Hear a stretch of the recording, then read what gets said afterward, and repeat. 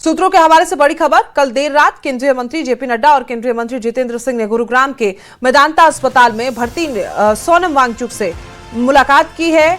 इस मुलाकात को सरकार की तरफ से बातचीत की पहल के नजरिए से देखा जा रहा है। बता दें कि सोनम वांगचुक को कल शाम 7:30 बजे सफदरजंग अस्पताल से गुरुग्राम के मेदांता अस्पताल में भर्ती करवाया गया था और सोनम वांगचुक के शिफ्ट होने के बाद मेदांता अस्पताल के बाहर और अंदर पुलिस फोर्स की तैनाती की गई है। पूरा इलाका छावनी में तब्दील कर दिया गया है।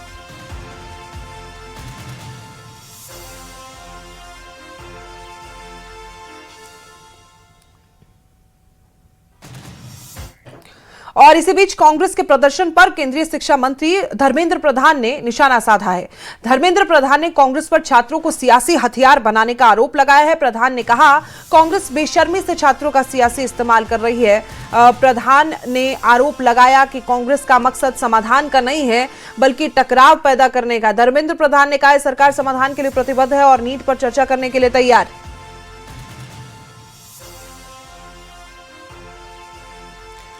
तो इस बीच कांग्रेस के प्रदर्शन पर केंद्रीय शिक्षा मंत्री धर्मेंद्र प्रधान ने निशाना साधा है। शिक्षा मंत्री धर्मेंद्र प्रधान ने कांग्रेस पर छात्रों को सियासी हथियार बनाने का, जिस तरीके से सीजेपी का प्रदर्शन चल रहा है उसके बाद कहीं ना कहीं से एंगल निकालने की कोशिश की जा रही है कि इन छात्रों को सियासी इस्तेमाल इन छात्रों का किया जा रहा है। प्रधान ने कहा कि कांग्रेस बेशर्मी से छात्रों का सियासी इस्तेमाल कर रही है। प्रधान ने आरोप लगाया कि कांग्रेस का मकसद समाधान निकालना नहीं है बल्कि और भी ज्यादा टकराव पैदा करने का है। तो कहीं ना कहीं ये आरोप लगाते हुए धर्मेंद्र प्रधान नजर आ रहे हैं कि राजनीतिक तमाम जितनी भी राजनीतिक पार्टियां हैं वो इन छात्रों का इस्तेमाल कर रही है। धर्मेंद्र प्रधान ने कहा है कि सरकार समाधान के लिए प्रतिबद्ध है, नीट पर भी चर्चा करने के लिए तैयार है, लेकिन चर्चा की जानी चाहिए और जब चर्चा का समय आता है तो देखा जाता है तीसरे दिन भी विपक्ष की तरफ से हंगामे करने के आसार है। 2 दिन तो सदन की कार्यवाही चल ही नहीं पाई।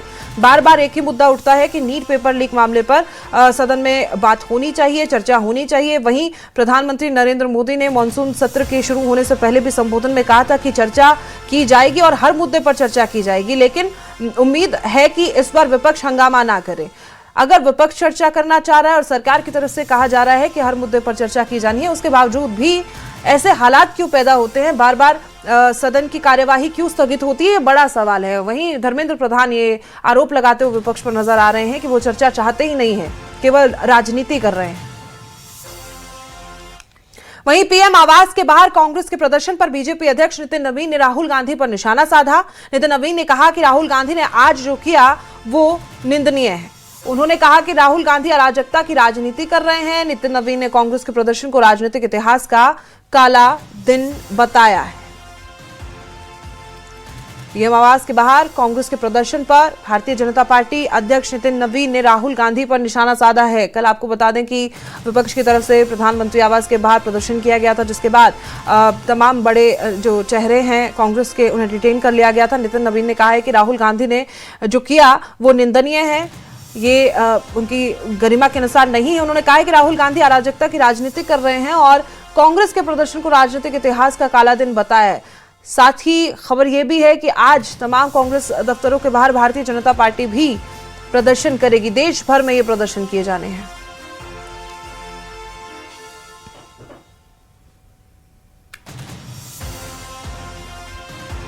आवास के पास इस प्रकार के प्रदर्शन नहीं होते हैं, उसकी उन इलाकों की अपनी स्पेशल सुरक्षा की दृष्टि से, व्यवस्था की दृष्टि से एक परंपरा रही है, लेकिन उन परंपराओं को भी नेता प्रतिपक्ष और प्रतिपक्ष विपक्ष के नेता नहीं समझ पा रहे।